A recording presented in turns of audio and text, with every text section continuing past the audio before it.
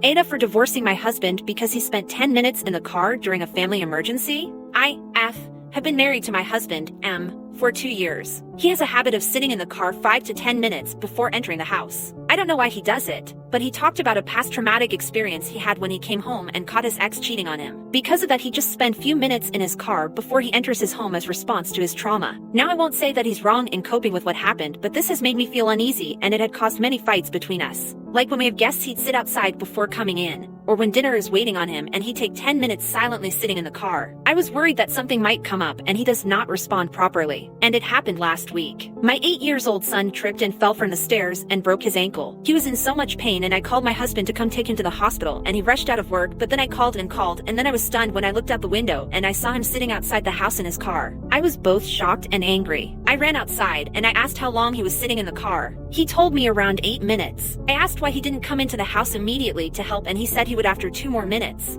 I was so mad and hurt, but tried to rush him, and he insisted he wouldn't feel comfortable coming in until the 10 minutes were up. He told me to get my son ready to take him to the hospital, but I started screaming at him nonstop, telling him this was a family emergency and that he was out of his mind to behave like that. It might not have been my best response, but I was shocked by his behavior and quite concerned because I had this situation always stuck in the back of mind, thinking what my husband do when there's a family emergency. I ended up taking my son by myself when my neighbor intervened and offered to take us. We went to the hospital, and later my husband came and tried to talk to me, but I refused. I then went to stay with my mom and texted him that I wanted a divorce. He tried to rationalize and justify what he's done, saying he could not help it and that he was nervous and wanted to help my son but felt stuck. I refused to reply to his messages, and days later his family literally harassed me, saying I was making my husband's trauma more severe and that I disrespected his boundaries by pushing him off his limits. I feel lost and unable to think because of the whole ordeal. My family are with me on this, but they can be biased sometimes. My husband is still trying to basically talk me out of divorce, saying I'm making a huge deal out of it. I feel like I no longer have trust in him, especially when it comes to serious stuff like how cold he acted in a family emergency.